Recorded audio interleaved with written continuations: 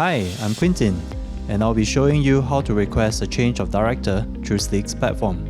First, you have to log into the platform with your email address and password. On the left-hand side of your dashboard, click on Requests, then choose I would like to request a change of director.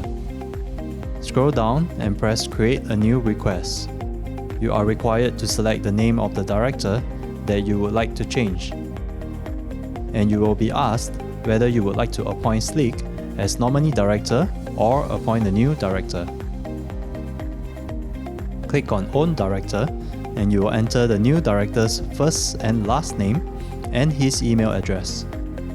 Then click Next, and there you go. An invitation email has been sent to the new director to upload his KYC documents, and your request is received and will be processed by our team.